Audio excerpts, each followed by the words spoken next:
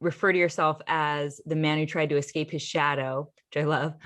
So maybe you can tell us a little bit about how you came to being a shadow worker. I think our Mm, audience by now has a pretty good idea of what shadow work is. We've talked about it a lot. We talked about it with your wife, so they can go back yeah. and listen to that. We don't need the groundwork there, but just on how you got into that. Yeah. I mean, I think, like many men, I got into it by hitting rock bottom. And I think for a lot of guys in our modern culture, where we lack a sense of initiation into a more mature version of masculinity or a more mature version of being a man, we are looking for these initiations to kind of prove to us that we are mature, that we're responsible, that we're trustworthy, not just within relationships, but within the relationship to ourselves. And a lot of guys feel like they can't trust themselves, and that was me. I didn't feel like I could trust myself. I had grown up within sometimes an abusive environment. There was a lot of confusion about where I fit in within my family system. And on the outside, I looked like I had a great life. I rode a motorcycle, I street raced, I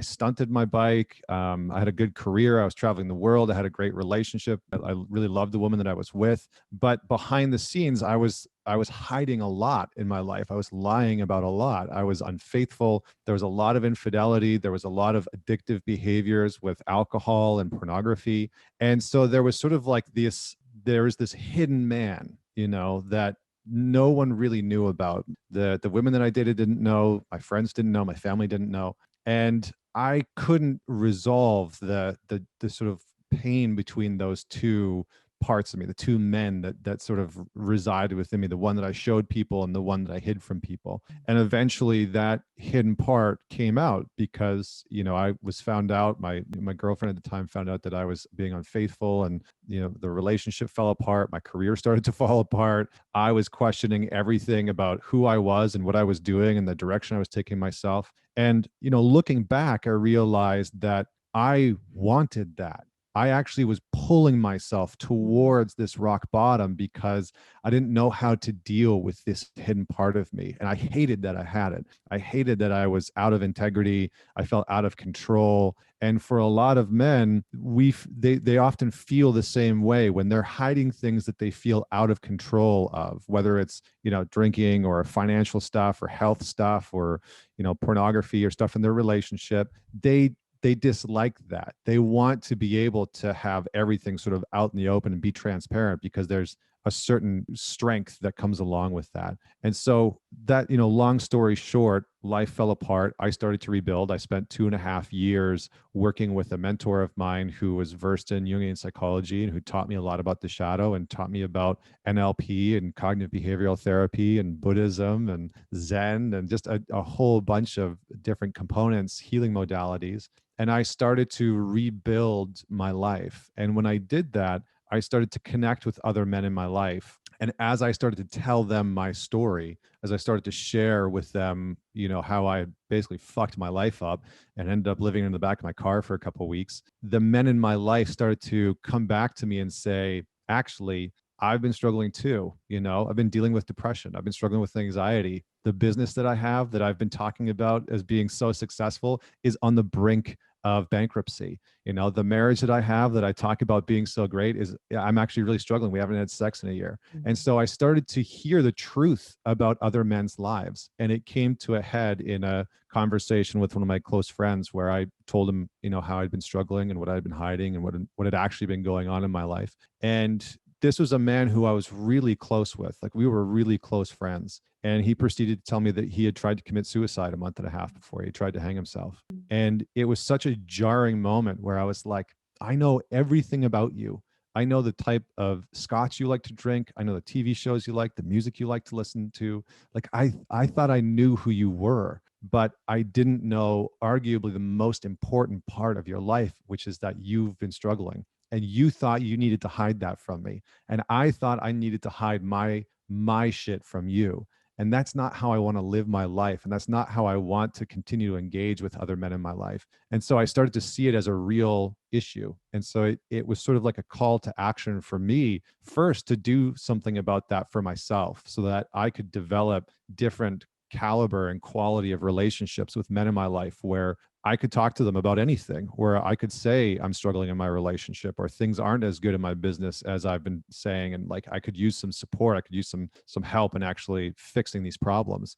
And I started to develop those kind of relationships. And that put me on this path of eventually developing Man Talks, which is now like an international men's mental health company. So yeah, that's the long and the short of it. Amazing, amazing stuff. And it actually brings to mind this question that's kind of a personal question, side note here, because of being, we're podcasting here. You've been podcasting for a long time now, and you've been in that limelight, and you've been sharing your story vulnerably. And I know for myself, like sharing my own story vulnerably here has been a newer thing for me. And it, took bravery and all the things Brene Brown talks about, or whoever, but I wonder if there is a place where you feel like, because you built a men's group where people can come and do this work in a safe space, how do you decide when is a good place, or where is a good place? Like, here we are on a podcast, it's very public, to talk about things that are super vulnerable. And does it ever come with this, like sometimes if you give too much information about yourself,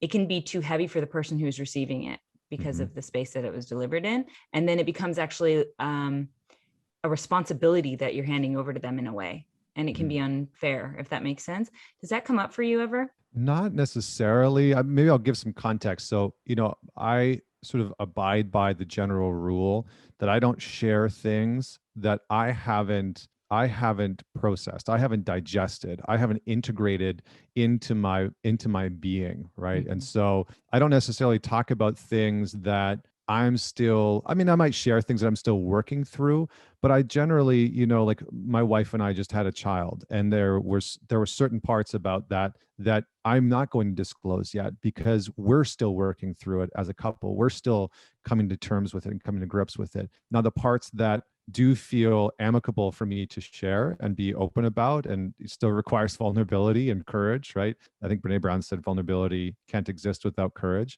So those parts, I think we have a responsibility to integrate the pain and the frustrations and the suffering and the anger and the grief around those experiences. So I waited for years to talk about that moment of my rock bottom. I waited for years, and I did a tremendous amount of work so that I could get up in front of people and talk about it from a place of not handing over to them the need to try and resolve anything with me, because that's not their responsibility. And I think what generally happens in today's world, where everyone's shit is online, everyone's story is online, people are trying to process their breakups and their divorces and their miscarriages and their cancer and whatever else it is online with other people. And there are some of those things that they should be going through with themselves, with their friends, with their therapists, with their men's or women's group. And then eventually, when it has a certain degree of healing, then they can bring it out to the world. I think the line from me is, if you're bringing it out into the world to try and heal it, it's too soon. Right? There is such a thing as sharing too soon. And usually that's the line, is that you haven't integrated or fully understood it. And you're trying to share it as a means of getting that integration, of getting the acceptance. It's like, if you haven't accepted it first and you need other people to accept it for you, you're putting the onus of responsibility of your pain on others. And it's part of the challenge that is happening, I think, within the sort of, personal development, self-help industry today. So yeah, I really take time to digest the things that happen in my life and try and embody them. Yeah, that makes sense. It's like taking the place of integration at times. Yeah. Well, it's like a spiritual bypass. Like, I'm holding this ugly thing and I don't want to do all the work. So here, like, take it. Oh, I'm asking for help, but really I'm not going to do anything with it, or I'm not going to take responsibility for it. Yeah. Well, and that's part of our shadow, right? We have a collective shadow and a social shadow, but I think on an individual level, one of the shadow's favorite games to play is to project itself onto other people.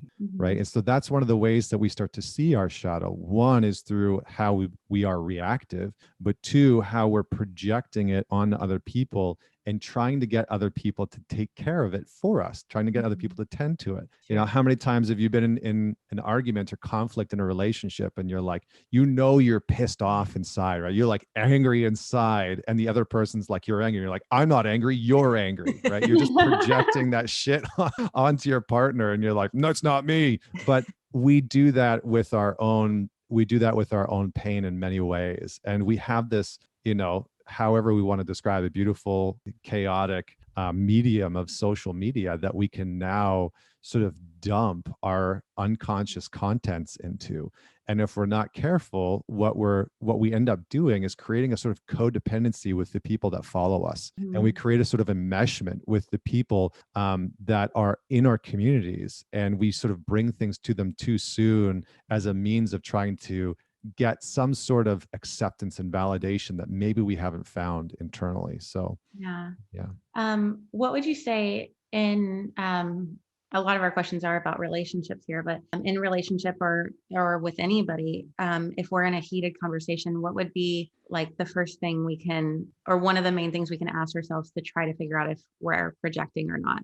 Yeah. So I think first off, what I normally tell people is we underestimate and undervalue the strength that can be yielded and wielded from having rules of engagement within conflict. So most couples, where they go awry is that they enter into a relationship, they start dating, things are going really well, they're in the honeymoon phase, they're having maybe lots of sex, and they're talking all the time, and good nights and good mornings, and all that's going well. And then conflict starts to come in, but they've never actually talked about, how do you engage in conflict? What do you do? What's your shtick? Like when conflict arises, what do you do? Do you shut down? Do you explode? Do you get anxious and sort of like text bomb? Like what actually happens? And so one of the things that I would recommend is create rules of engagement within conflict. What's okay and what's not okay? What are non-negotiables for you? And then as a couple, call yourself out. Know yourself well enough to be able to say, here's probably what I'm going to do when we get into conflict.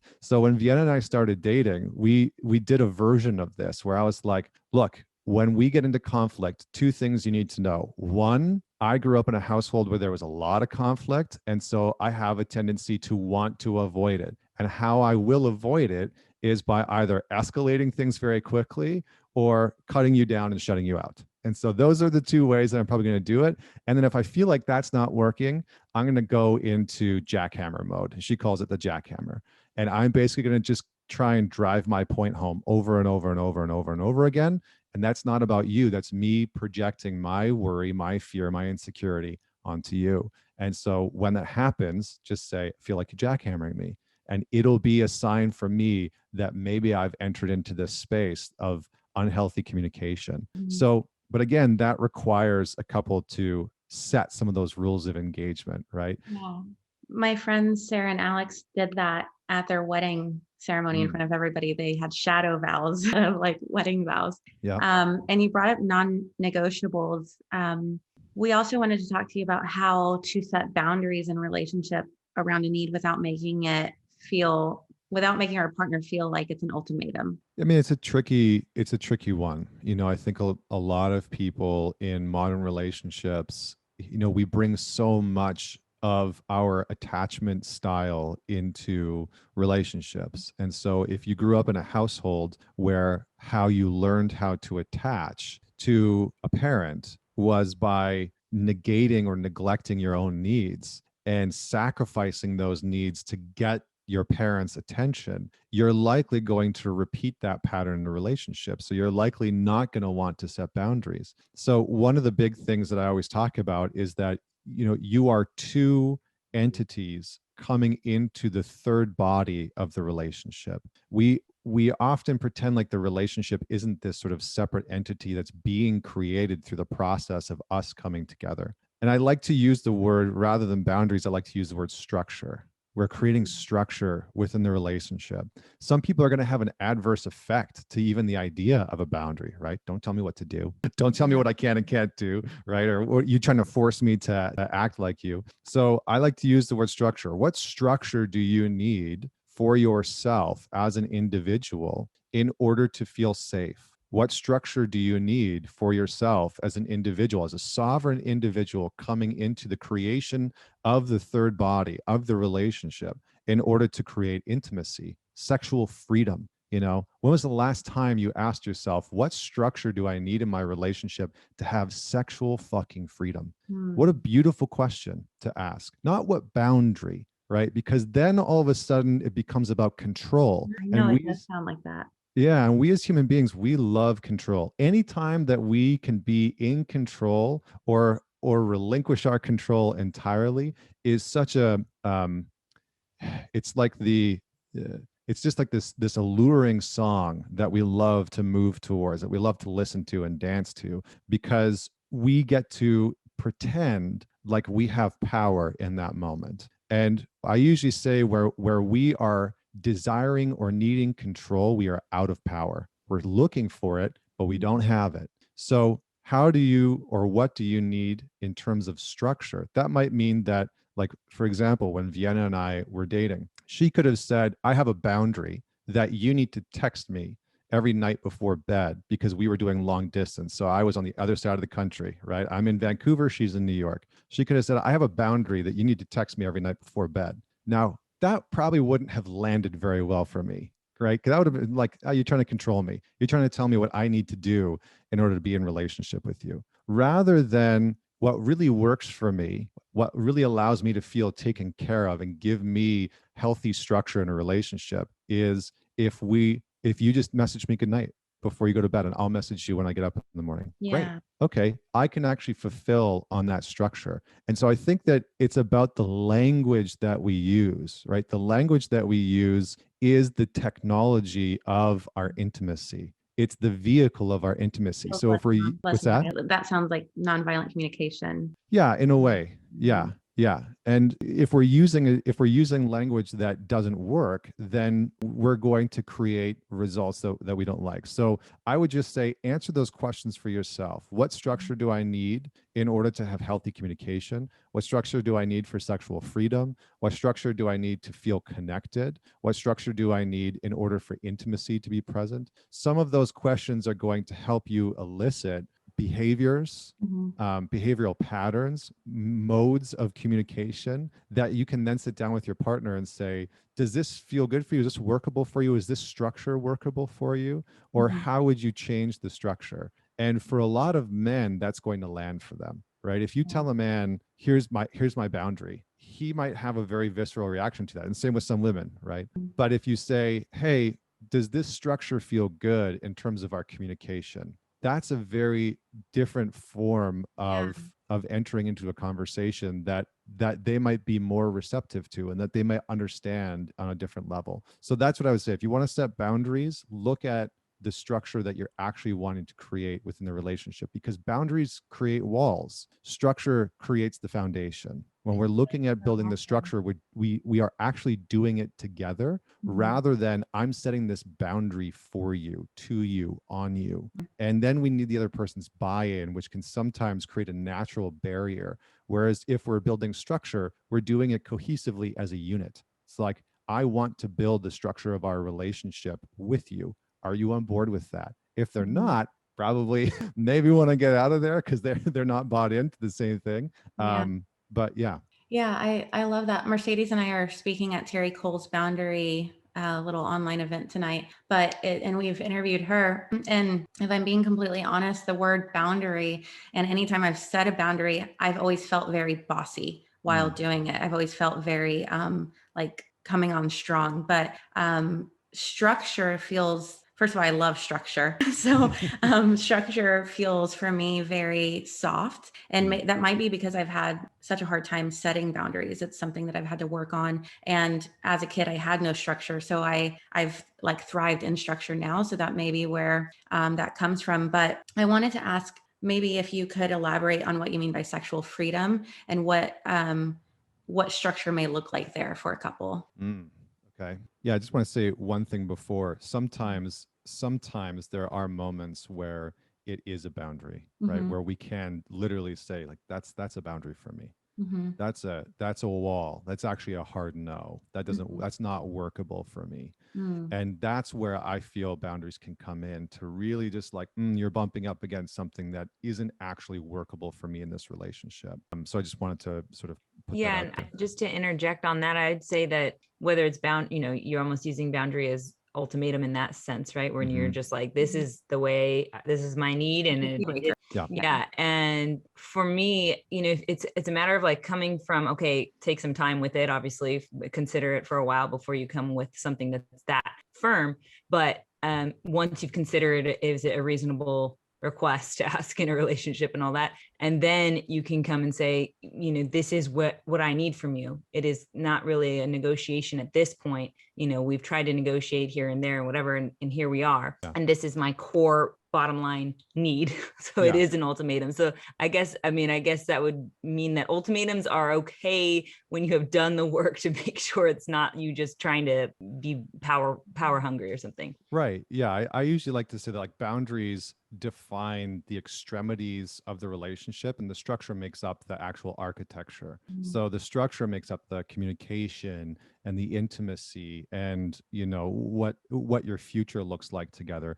And the boundaries are like, here are the non-negotiables that when we cross it, we exit the relationship. We actually step outside of the edges of how I define a relationship. Yeah. And so that way it gives a little bit more coherence. But to get back to your question around sexual freedom, I think it's first maybe important to talk about intimacy and what intimacy actually is. And so the etymology, I'm going to get a little nerdy here, but the etymology of intimacy comes from the Latin word intimus, and intimus means into me I see, basically innermost, right? So when you translate intimus into English, it means innermost. And so the Greeks actually believed that intimacy was about understanding your own inner architecture first. It was about going within to our deepest depths and degrees to be able to extract and elicit and understand what it is that we actually wanted, desired, feared, were insecure about, craved, and then to be able to pull that out and share that with another, with them doing the same thing. Now, this isn't an ideal case, okay? This is sort of like the best case scenario, right? Most of us are dealing with a lot of stuff, narratives around our bodies, narratives around, what's okay for a man to do or not do, or how he's supposed to act sexually in the bedroom. And same with a woman, right? What's okay for her to do or not do, or how she's supposed to act, etc. And so in order for us to find a quality of sexual freedom, we need to be able to go innermost. We need to be able to understand, what is it that I am desiring, that I'm seeking, that I'm craving, in order to liberate me in a sense. What am I wanting to experience and explore with another person sexually? Maybe that's different positions. Maybe that's being tied up. Maybe that's exploring fantasies or fetishes, or whatever it is, to be able to extract that information and then to be able to say, okay, in order for me to bring this forward to my partner, because, if somebody has a certain fantasy about being dominated in a very specific way, it can be really confronting to say, I want you to do X, Y, and Z to me. I want you to tie me up in this way and say these things to me and do these things to me. That is incredibly vulnerable. To be on the other side, to say, I want to dominate you in this way. That still takes a tremendous amount of courage, because we have looked down on, and there's a sort of cultural wound with the dominator culture. And so for us to stand in that position and say, I want to be dominant, I want to explore some of these fantasies, is quite confronting. So first we have to know, what is it that I want to explore? What is it that I want to experience? And a very simple way of doing that is by asking yourself the question, what is it that I want to experience and feel with my partner during sex? Just one word, right? So like, what's one word how would you both feel around Closeness, like closeness? Okay. Yeah. So closeness, Jade. God. Okay. Yeah. God. It's great. Close. Yeah. Access. Perfect. Yeah. Yeah. So divinity in a way, God in a way, right? Closeness. So then you can say, well, if I want to feel God in in sexual connection with my partner, what structure do I need in order to fully let go, or to fully surrender, or to create the experience of me being able to connect with God in that moment? Because there's a very specific kind of security, safety, and structure that you need, I would imagine, if I was working with you and your partner, that you would need in order to feel that. There's also a certain kind of structure within the physical connection. So what kind of structure do you need physically in order to experience that? Maybe you need him to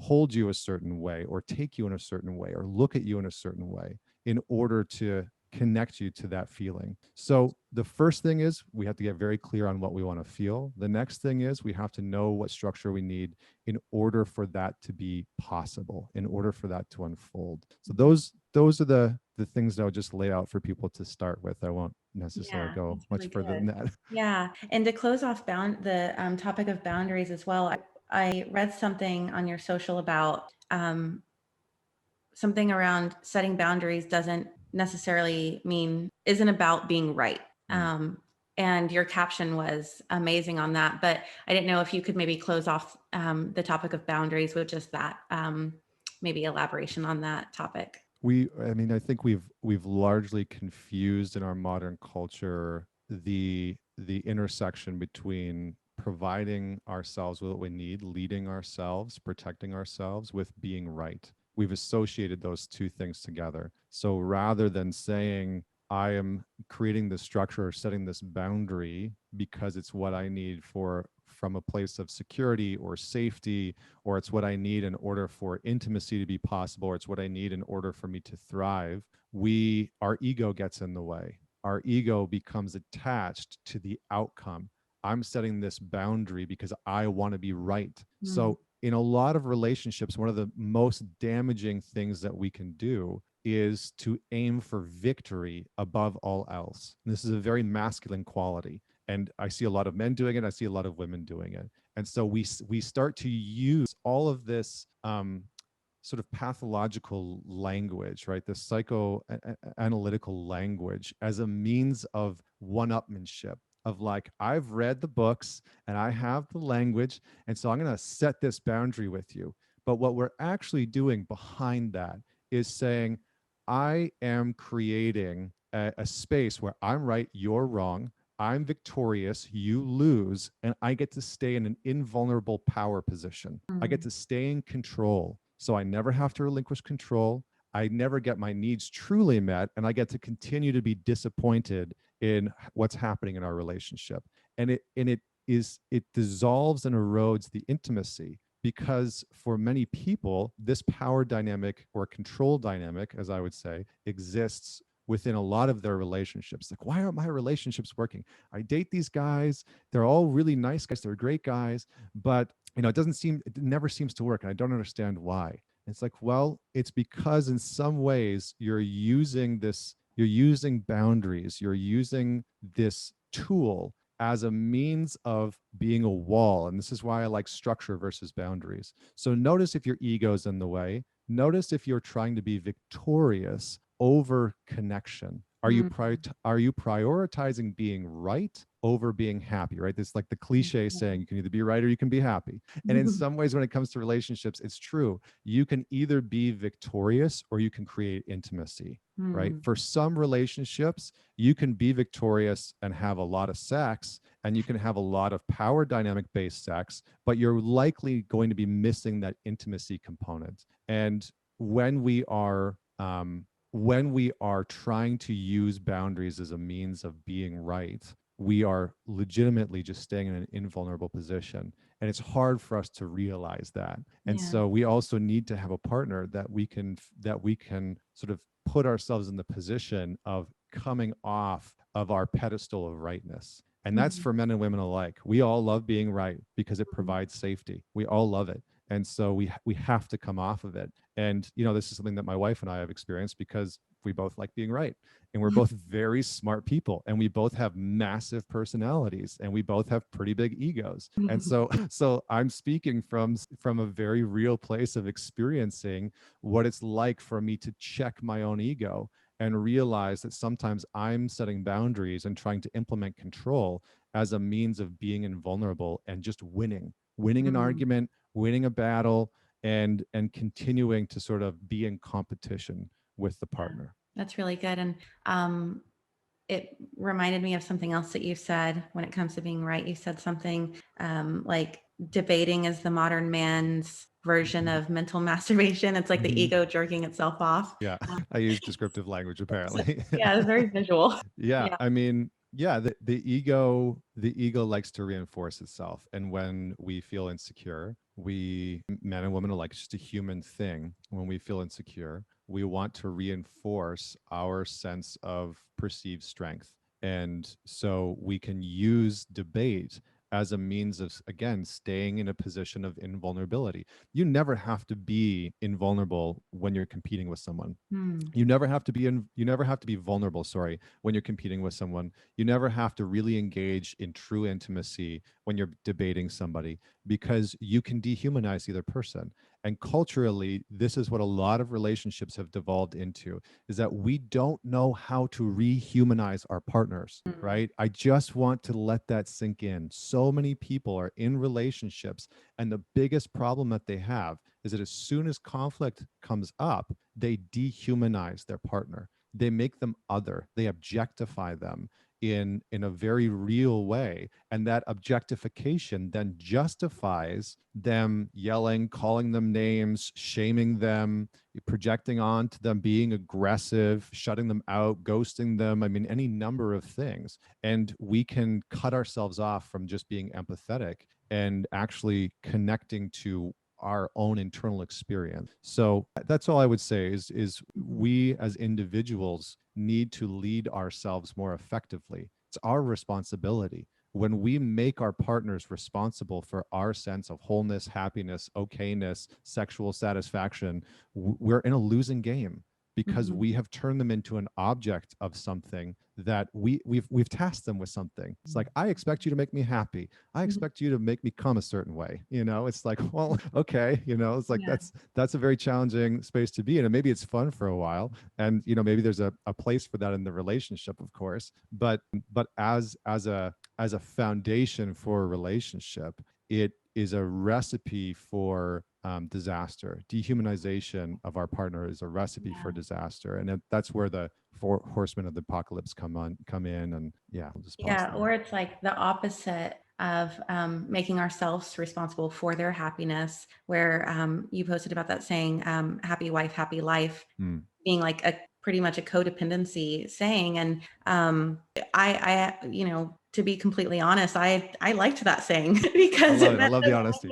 Was happy. She got to, run the show pretty much and get out the couch and all that stuff. So it didn't occur to me that anything was wrong with it until I saw your post, and then I was like, dang it, that's true. But I don't want to agree with it. And the saying that also that it reminded me of was how many men say in front of the children, if mama ain't happy, nobody happy, or if mama's not happy, nobody's happy, or whatever the saying is, and how it, can affect their mindset into thinking in this codependent way. But I'm curious why those sayings are so popular. Oh boy. Well, that's a big question. I think I'll try and condense it down to, we as men have in some ways done ourselves a disservice and done women a disservice by trying to be the purveyors of your experience. We let our ego get so far out of hand that we pretended for a period of time that we knew what was best for you, that we knew what was better for you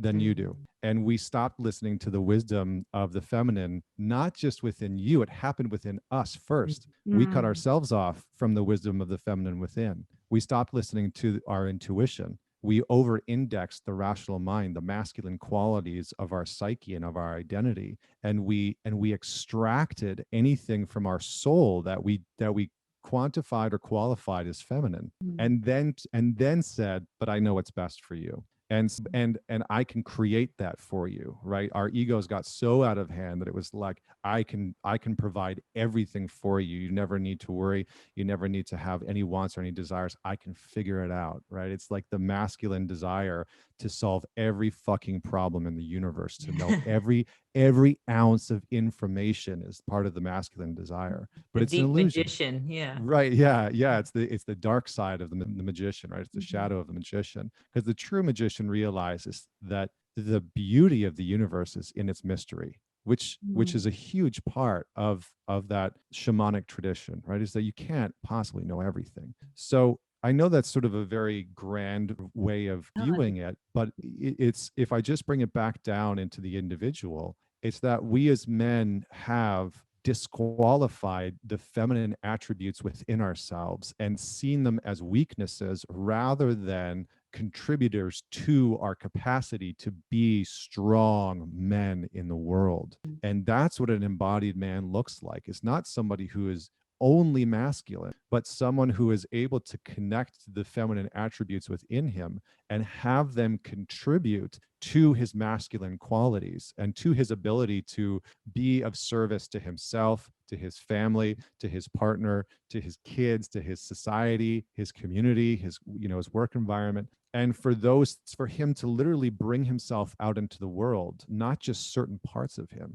I think there's a great quote by Einstein. It's one of my absolute favorites. He said that the rational mind is a faithful servant and the intuitive mind is a sacred gift. And we have created a culture that honors the servant and has forgotten the gift. So we honor the rational mind in our very masculine oriented culture, but we forgot to really honor the gift, which is the intuition. And so as men begin to develop that intuition, what they realize is, what it is that you need best, actually. I can never know whether that's you as my wife, as my partner, as, my parent, as my friend. I can never really know. I might think that I know, but that's just an illusion. That's just pretend. That's just my ego wanting to get itself off and be righteous and feel special, right? We live in a cult of specialness in our society. And so when we can start to let that part go, we can humble ourselves within our capacity to say, your happiness is yours. I can influence it and I can impact it as your partner, certainly, because if I'm a miserable fuck, I'm probably not going to be very happy to be around and it's going to impact your mood. But I am not responsible for, I do not control, and I certainly do not own your state, your experience, your happiness. And embedded into that saying, happy wife, happy life, is the belief that I own your experience as my wife and that I am fully responsible for it. So if you're not happy, whose fault is it? It's mine. And then I get to be the victim and I get to victim puke all over our relationship and be the bad guy and be resentful. And I do everything for you. And, you're still never have blah, blah, blah, blah, blah, blah, blah. And we get to play the victim. So it's a bit of it's a hard thing, especially for men to come into contact with, because it's a wake-up call. Oh, that's good. Oh, Mercedes, your microphone's off. Sorry about that. Really great stuff though, Connor. It feels like, and it almost, I want to like bring all of this together that we've been talking about here and ask you to give us some tangible tools. I think you're the right guy to ask this to be able to call ourselves out when we're doing that codependent pattern, like you're talking about here, or when we're trying to be right and trying to win, and that's creating a war instead of connection with our partner. And, we're getting into that mode of cherry picking in order to be right, and getting defensive. And so what are tangible tools we can actually use from this discussion with you? Yeah. Take it forward from here. Yeah, we'll move from the existential and the actionable. That's good. That's good. You can just put that at the beginning of the podcast. If you don't want any existential relationship conversations, just skip to the end. The goods. Okay, so let's talk tangible. So the first thing that you can do, one of the best things you can do, is begin to understand your reactivity. Where do you become reactive? So reactivity, as I define it, is an unconscious reaction to stimulus. So your partner says something and you automatically react with anger, with aggression. You shut down, you become passive aggressive. That's reactivity. That reactivity is there to, first off, it's a neon sign pointing to your shadow. So your reactivity is indicating that you are consciously not responding anymore. You are reacting from fear, insecurity, pain, worry, inferiority, some combination of that. So the first thing that you need to do is spend an entire month beginning to notice your reactivity. When does it show up? Where does it show up? With whom does it show up the most? Why does it show up? What triggers it, right? So is there certain things that your partner says or does? Is there, when you try and initiate sex and he or she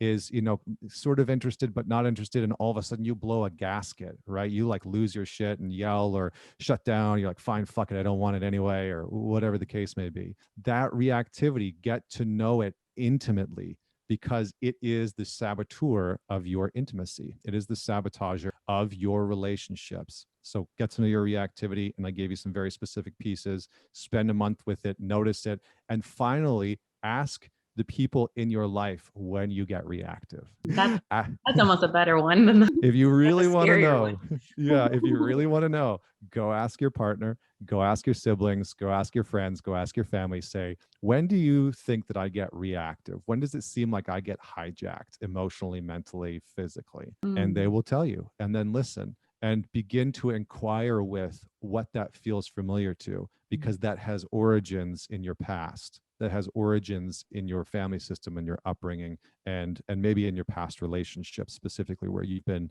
abandoned or neglected. So reactivity is number one. The second thing that I would say is begin to autocorrect. So autocorrection, as I'm referring to it here, is begin to notice the behavior, whether it's communication, whether it's structure, whether it's intimacy.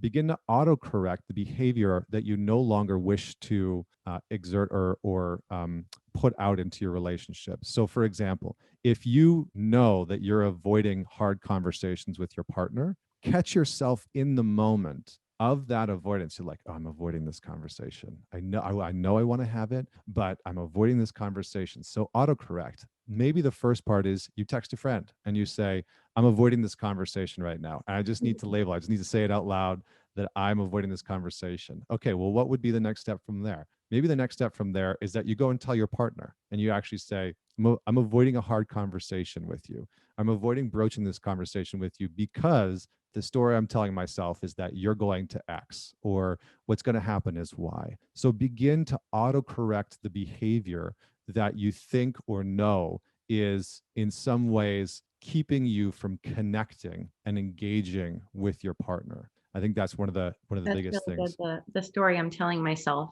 feels like Yeah. it's really key there too.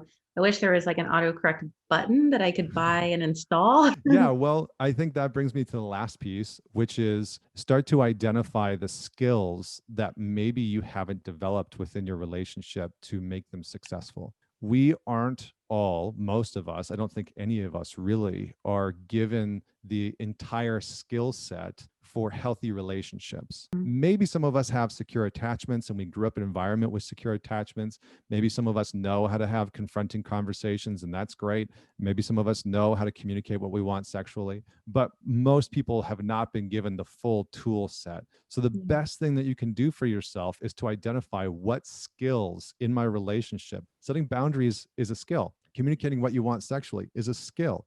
Being vulnerable is a skill, right? All of these things are skills in a relationship that we can actually learn and cultivate. And sometimes the best thing we can do for ourselves, if we really want to make progress, is to identify what skill we actually know we haven't developed. And a good way to do that is by looking back at your previous relationships and saying, what was actually missing on my side, not on the other person, but what did I contribute to the relationship to cause the erosion, the breakdown of the relationship?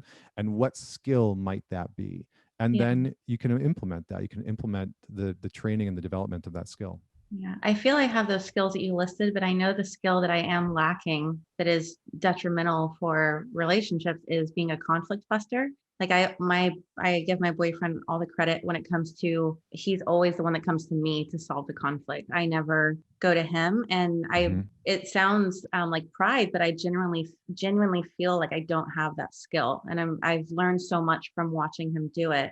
And I am working on moving from anxiously attached. He's definitely secure attached. But when I was with an avoidant, I was the conflict buster, because I was the anxious, he was the avoidant. I was always activated by him. So it's interesting that now that I'm with a secure, it seems like all of a sudden I don't know how to be the conflict buster. It's how it switches like that is interesting. What do you get out of being in that space? What does it keep you from? Being rejected. Like if I try to go conflict, I guess maybe because in the avoidant, I was always rejected. Maybe I'm used to that response that now I'm, went through that for 4 years, that now it's like so much of what I'm used to, I expect it. But I know that my partner would not reject me. He would love if I would be the conflict buster. Well, and in some ways you get to stay in control because you get to stay in this power position because you know that he's going to come to you. And I think that there's probably some form of healing in that, because before you were always the one that had to run to the avoidant and try and convince them. Yeah, and so now you get the worthiness. So now you get to be in that power position. So I think the leveling out of that for you, the healing of that anxious attachment for you, is to be the one that in some cases starts to lean into that discomfort of humbling yourself in some ways and reminding yourself by doing it that it's actually okay, that you're safe in that dynamic. Because what I heard you say is that you know that he's secure and that he can receive that from you. But I think that in some ways you're almost like putting him through penance for what your past partner did. Yeah, for sure. So maybe a conversation to own that part after our call today with him. So actually, to really tie into what Jade just asked, maybe just make it a question for all of us to hear the answer to in it as well, is why is it that we go from, like Jade's talking about there, she's with this avoidant, or let's just call it an unsafe relationship for someone who's not familiar with all the attachment styles. You're in this unsafe relationship and you're really trying to make things work. You're trying so hard because it's so unsafe. You're just scrambling, especially, as an anxious person or whatever, you're scrambling to make things work. And then later down the line, you're in a safe relationship and you start relaxing in it. It's almost like you're relaxing too much now, and you are, going from this one extreme to the next in these different relationships, kind of like a little ping pong ball. So how do we get to a place where we aren't either being taken advantage of or being manipulated by our partner, or aren't taking advantage of and manipulating our partner, like on the flip side of that? Like, how do we get more centered? And why do we ping pong like that? Is we're just not doing our shadow work? Are we looking at our shit? Yeah, I mean, so there's a few different pieces to this, but I think, to answer your last question first, it's we do that in some ways. We ping pong back and forth because we think that the healing comes by opposition, right? So we think that if we experience being taken advantage of, and this isn't a conscious process, right? This is a very unconscious pattern. And it's because in many ways, your pain has its own intelligence. Your wounding has its own intelligence, but we're largely not aware of our pain and wounding. We try and disconnect from it often. And so we're in a relationship, we're wounded in it, we get cheated on, or, we're with this avoidant person and they ghost us continually. And we're constantly chasing after them and pursuing them. And we're like, oh, this is fucking painful and this sucks. And then the relationship ends, inevitably they leave us because they're like, you're too needy and I can't deal with this anymore. And then we find ourselves in another relationship. And what do we say to ourselves between those two relationships? I'm never going to do that again. I'm never going to do that. I'm never going to put myself in that position again. Whoop, pendulum swings to the other side, right? And suddenly we find ourselves in a position with this needy, clingy person that's constantly text bombing us and coming after us. And we're like, oh. And part of us is like, oh, this feels amazing. I am so safe. I'm so safe. I'm not doing that thing that got me hurt before. Good on me, pat on the back, here we go, right? A couple months go by and all of a sudden that person is agitating us and we find ourselves doing the same behavior that that previous partner did to us before. And so the real answer to all this is that we allow other people to abandon and neglect us because we are abandoning and neglecting ourselves. And it's the hard truth that we generally don't want to see in the moment. When we're allowing somebody else to treat us like that, it's because on some level we believe that that's what we deserve. And often it's a reflection of our relationship to ourself. the original relationship, obviously you have your origin relationships with your parents and your, your family system, but the real relationship that always shows up in every single relationship you will ever have in your life is your relationship with yourself. And so if that relationship isn't right first, the rest are going to struggle. The rest are going to be challenging, because the truth is that everywhere you go, there you are. In every relationship, it is a manifestation of how you are showing up. And so if you're showing up in a relationship with somebody who is mistreating you, and you've allowed that to happen for years or in past relationships, it's because of the relationship with yourself, that you think on some level that that's what you deserve. And that's a very hard thing for some of us to face, because sometimes we realize that, but then rather than working to heal that truth and integrate that pain, we use that as an opportunity to shit on ourselves and self-deprecate and shame ourselves even more. And we use it to shame spiral. I'm so worthless, of course. Da, da, da, da.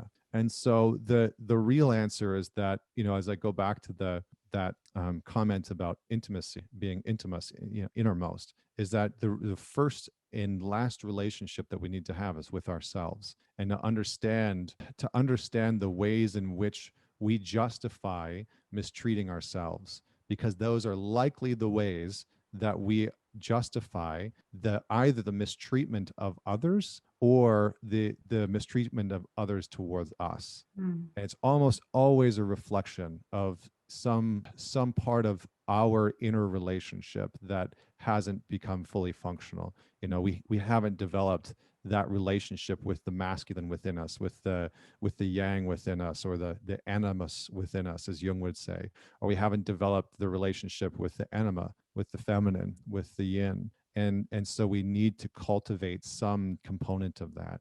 And so relationships are really a mirror. And what's dysfunctional in our relationships is a mirror for something that's often dysfunctional in us. And it's a confronting thing, because then you're like, but I'm in a really dysfunctional relationship, or like all of my relationships have been challenging. And it's like, all of that's me. It's like, yeah, yeah, pretty much. Yeah. So we just have to come into contact with that slowly. Right. So go back to those actionable things that we talked about before, and start to implement some of those pieces. And I think the real thing, as much as it's sort of cliche in some ways, is that we have to learn some quality of self-love. And this term gets thrown around like nobody's business online. I mean, it's just like grotesque to me. But I think that if I could reframe self-love, it would simply be self-acceptance, that we have to learn how to accept ourselves in our fullness as much as we possibly can,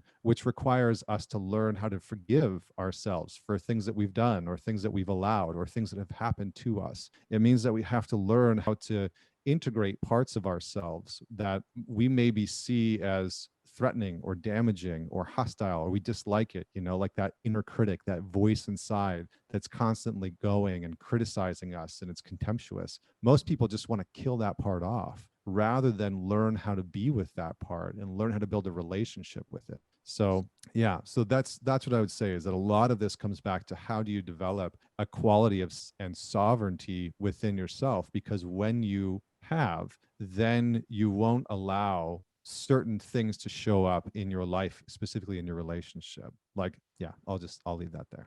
Yeah, there's so much obviously to go off of from there. And that answered so many questions I didn't even ask. Well, there's that piece you're talking about, integration work, which is such a big, you could just go on for, you're going to do it your whole life if you dedicate yourself to it.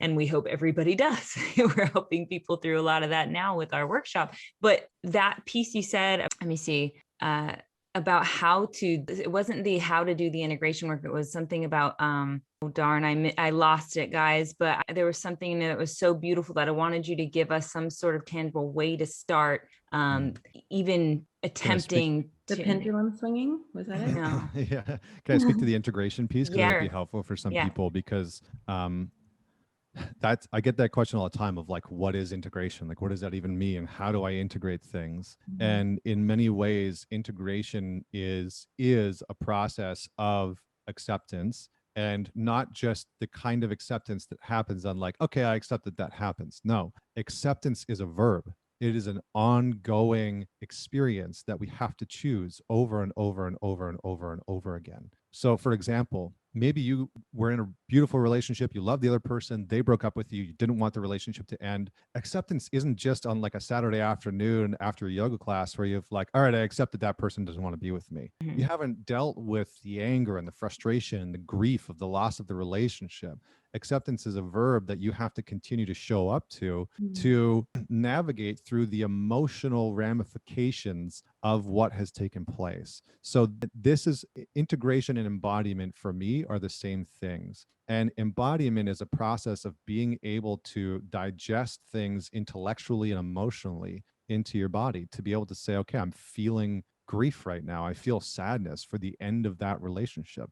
Good. Be with that grief. Be with that sadness. Make space for it. It doesn't have to consume you. It doesn't have to be your entire persona, but you do have to learn how to accept the wisdom of that grief to work through you. You rejecting that grief, you rejecting that sadness or that anger is going to perpetuate it. It is going to continue to build that anger and that resentment, which you're going to bring into another relationship. So embodiment is about being present to the actual experience taking in your body. And the simplest way to do that is by, in some ways, starting to work with and heal and recalibrate your nervous system. To know what's happening in your body is to know what's happening in your nervous system. Your nervous system is this beautiful architecture that really is the conduit to the outer world, right? To everything that you experience externally in your relationships happens through your nervous system. And so there's very basic things that you can start to learn. For example,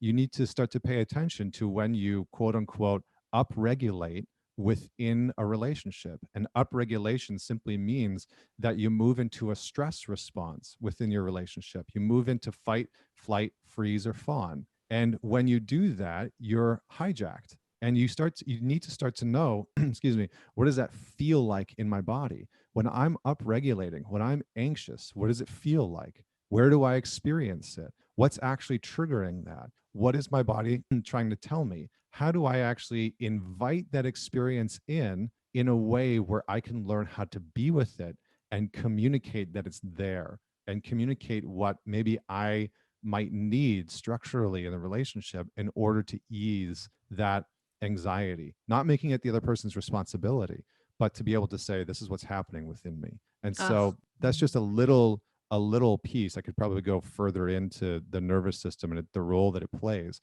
But in many ways, when conflict is running rampant in our relationship and we're going through the same conflict cycles over and over again, right? Like, have either of you been in a relationship where you have the same argument over and over again with your partner and you're like, this freaking argument again? Like, we've had this 100 times. Yes. That is a response pattern that is embedded into your nervous system that likely didn't start with that person. It might be exacerbated by that person, but it's a response pattern from your nervous system that has likely been born in your family system or in a past relationship that was abusive, or, you know, where you got hurt in some way. And because you didn't learn how to and experience and process that experience, it's showing up again and again in the relationship. So getting into the body, feeling into our nervous system, feeling into what we're experiencing is an incredibly important part. And again, I think that we undervalue not only the importance of that, but the liberation and the freedom that can happen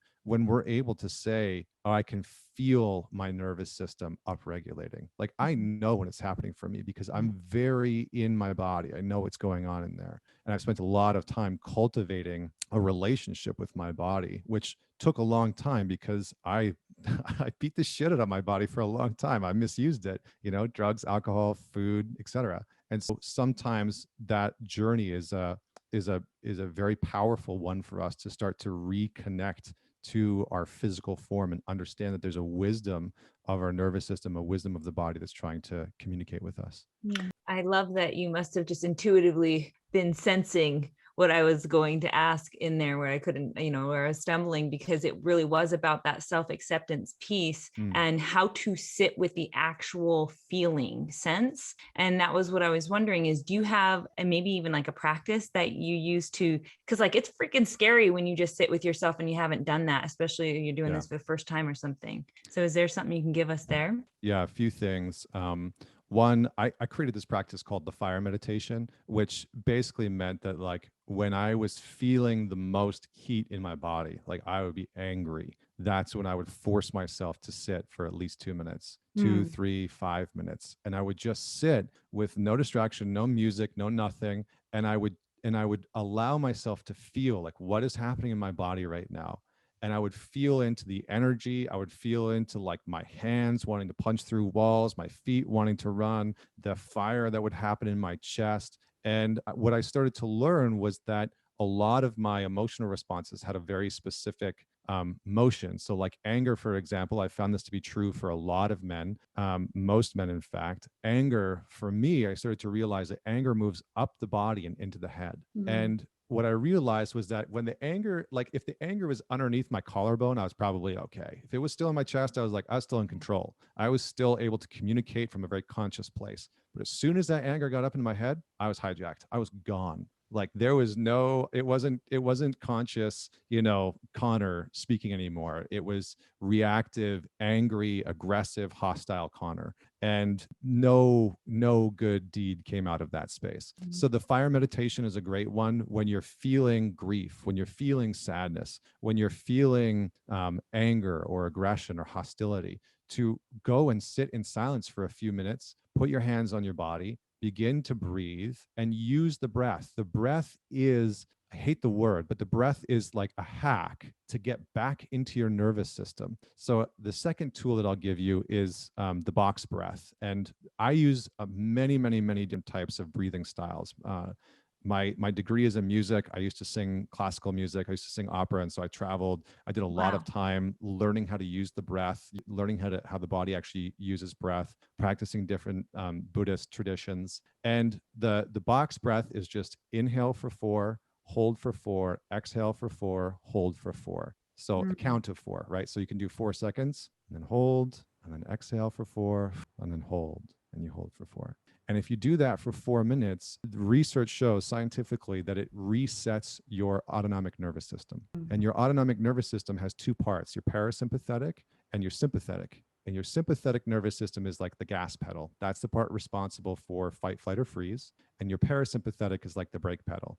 And that's the part that helps you move back into calm. So 4 minutes of that breath can help reset your autonomic nervous system from the sympathetic, from the gas pedal, from the fight, flight, or freeze back down into parasympathetic. So you can move back into a space of calm and relaxation within 4 or 5 minutes. Now, is it easy to do? Absolutely fucking not. It is so hard. It's so, especially if you're angry, right? All you want to do is like, so what I usually recommend to guys is like, do 20 burpees and then sit down for 2 to 5 minutes.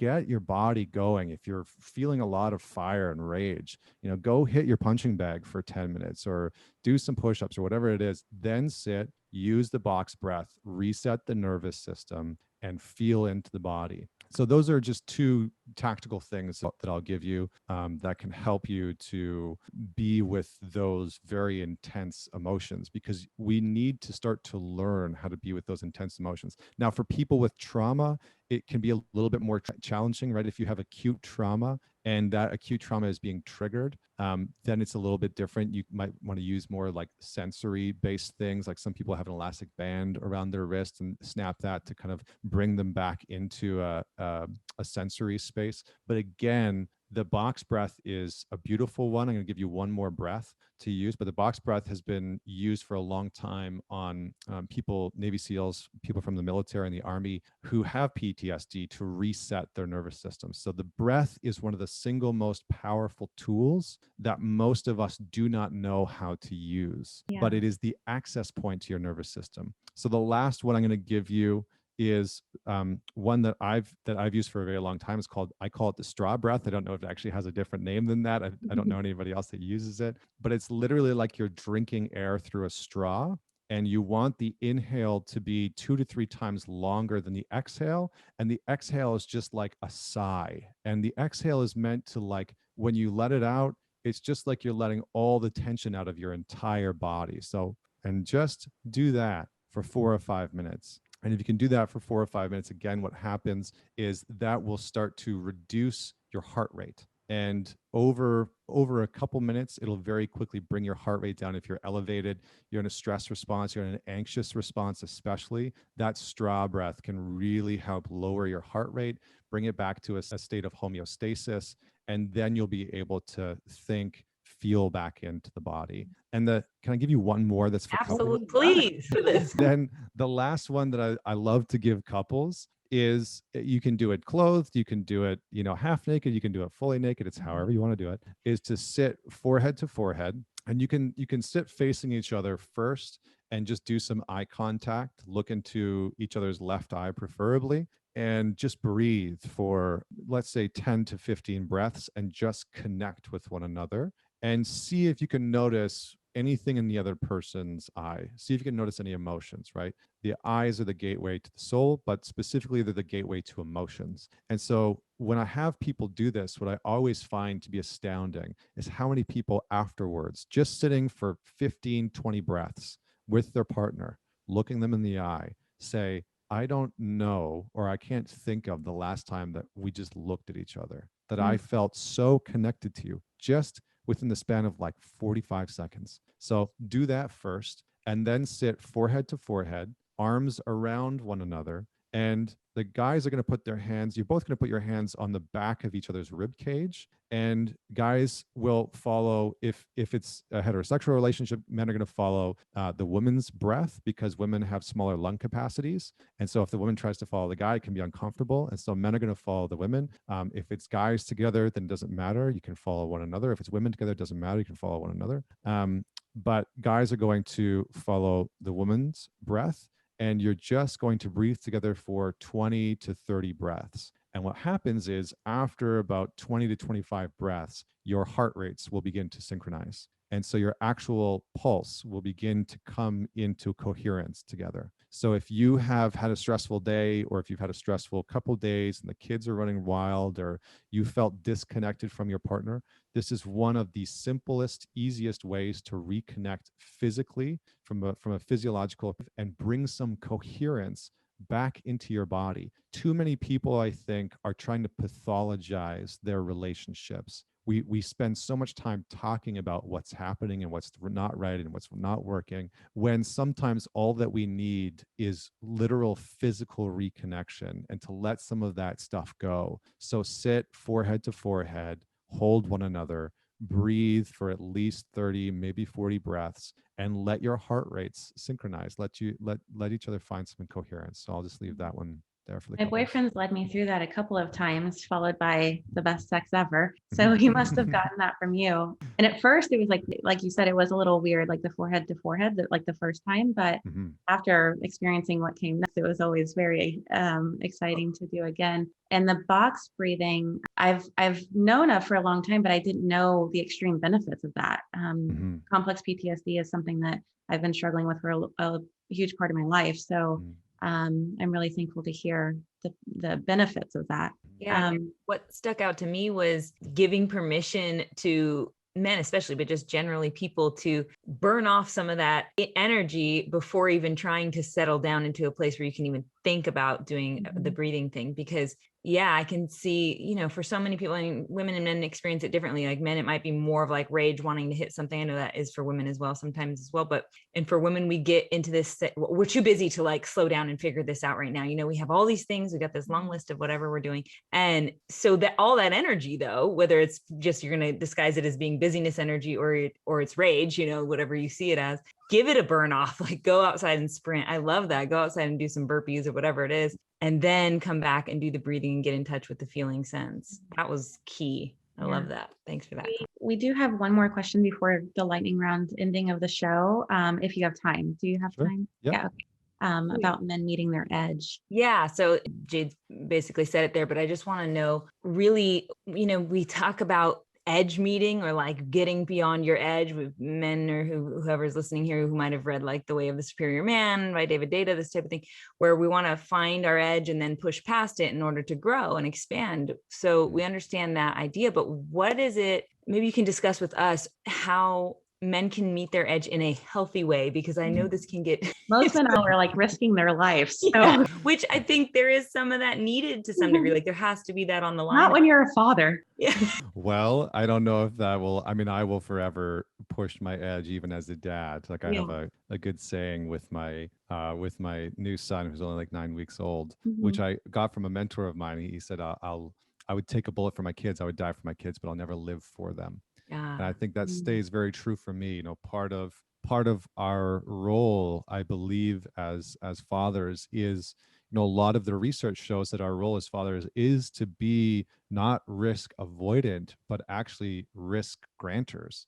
You know, to be able to encourage our kids in some ways to take small, smart risks, you know, not dumb risks, like don't go jump off that cliff or try and jump off the bridge, but to take some small risks as a means of knowing, again, the edge of the structure. Where are the edges of the parameters? And so is the question, why do men like to push their edge, or Well, just more to speak more? how can they push their edge in a way that is healthy for them? Because Yeah, sometimes also pushing your edge can turn into an addiction, totally. Sadist. Yeah. like an adrenaline addiction almost. Yeah. Yeah. So there are many forms of how we deal with trauma, and there are many forms of how we deal with our wounds and our pain. And so many men who are seeking sometimes these very extreme versions of pushing their edge, it's because they're accentualizing their wounding. They're trying to figure out what to do with the energy of pain within them that they've repressed. And that pain is driving them to pursue more dangerous, more excessive experiences that maybe will bring them into contact with a kind of experience that will push them past the edge and cause them to experience the space of enoughness. Like that's enough.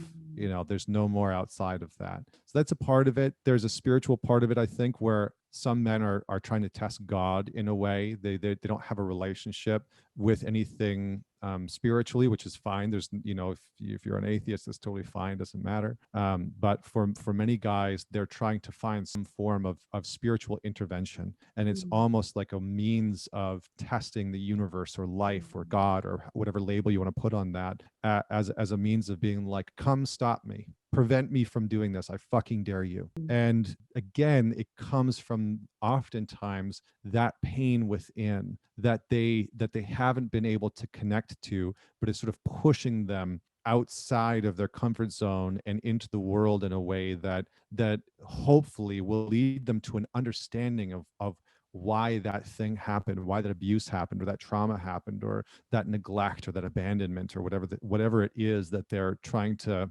unconsciously digest or process. So that's generally why a lot of men seek these very dangerous edges. Like I have no desire for that anymore, but I understand it because I did it. And how I did it was I had 1,000cc motorcycle, and it did 320 kilometers an hour.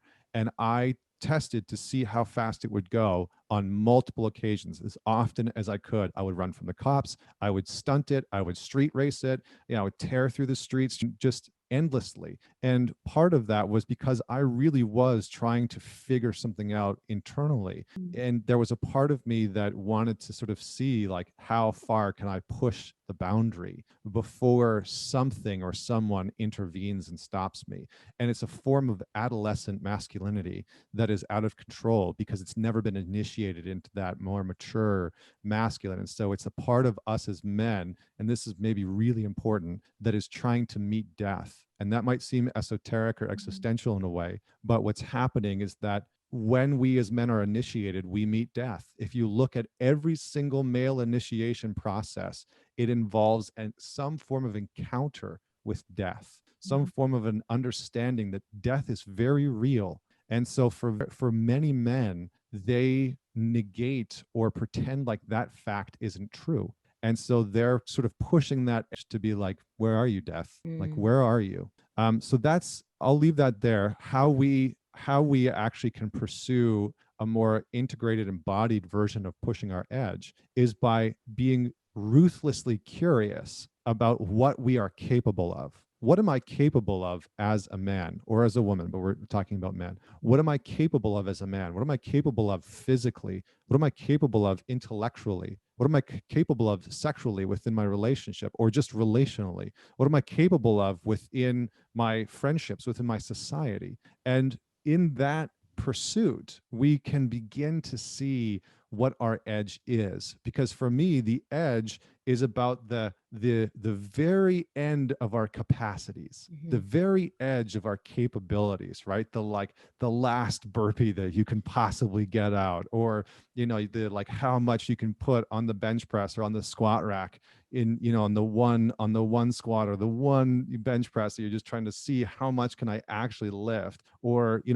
how much time can I shave off of the racetrack, or whatever the example is. And so really for men, meeting our edge in a healthy way is about not running away for something, not running towards something, but about our own capacities as a man in the different areas of our life. Because the edge shows the parameters between what's known and the mysterious and the unknown. And for us as men, what's beautiful about meeting our edge is that it puts us oftentimes into a space of awe and wonderment, right? Because we meet the mysterious, we meet the sort of numinous space of existence, and we can be like, wow, that's incredible. I don't know what's beyond that. I don't know even how to go beyond that. I don't know how to push myself any further than that, but holy fuck, what a journey it was to just get here to this place in my life, to have honed this capacity and this skill set is such an endeavor and journey. And so that's how we as men can undertake that. But I would say that it often cannot be done in ignorance of our pain. It cannot be done because of our pain, and it cannot certainly be done in ignorance of our pain. We have to do that with our pain, our suffering in some way in tow, that we are cultivating some form of a relationship with our pain.